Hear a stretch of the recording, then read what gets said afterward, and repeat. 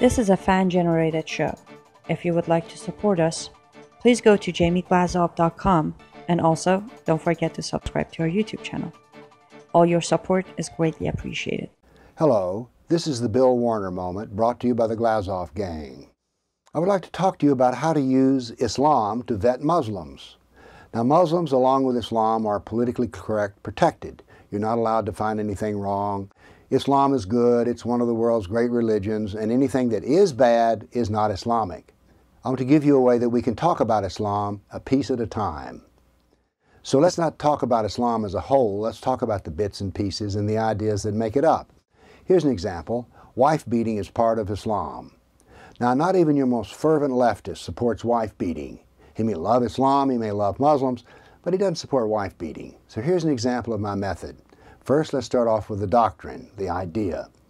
Quran 4, verse 34, men have authority over women because God has made the one superior to the other. Then he goes further into the verse and says, and for those from whom you fear disobedience, admonish them, and then send them to beds apart, and beat them. So this is the justification in the Quran for wife beating. Now in the Sunnah of Muhammad, Dawood 21:42, Umar reported that Muhammad said, a man will not be asked as to why he beats his wife.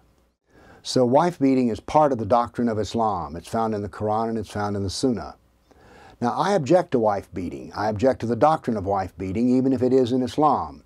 And let me go further and say that I don't want people coming to my country to live here as citizens who believe in wife beating. So this is one reason I reject the Sharia, because it says that wife beating is good. So here's how we use the method. The Islamic doctrine supports slavery, torture, the submission of kafirs, wife beating, inferiority of women, and political assassination. And I reject the Sharia, which supports all of these things. Notice I don't say that I reject Muslims. So ask an apologist or a Muslim, do you support wife beating, political assassinations? Well, of course they don't. Well then, how come you support Islam if it contains those elements? But you say, Bill, I don't know enough about the Hadith, and I don't know enough about the Quran to do this thing where you pull out these verses in the Hadith of Muhammad. You know what? You don't need to know any of it, because you can go ask Imam Google, because that's all I did to get that verse and that Hadith. I went and Googled Islam wife beating. And there it is. Now this data used to be very hard to come by, but now then it's grade school easy. So you can also find elements of the doctrine. It's all there on Google. So don't badmouth Muslims, don't badmouth Islam, but instead badmouth wife beating, political assassinations, and the inferiority of women. These are the elements of Islam. Do not say anything bad about Islam, merely criticize its elements. Now then, I personally do not want to bring new citizens into this country who buy into political assassination, the inferiority of kafirs, and wife beating. I don't want them here. So I condemn the elements of Islam. I condemn wife beating. I condemn political assassinations. Furthermore, I say the Quran is wrong about wife beating, and I say Muhammad was wrong to order political assassinations. I condemn the Quran and its ideas that are harmful, and I condemn the Sunnah that's harmful. That's simply the way it is. I use the elements of Islam, not Islam. So ask your apologist friend, the minister or media person who says, I love Islam, I love Muslims. Do they love political assassinations? Do they love wife beating?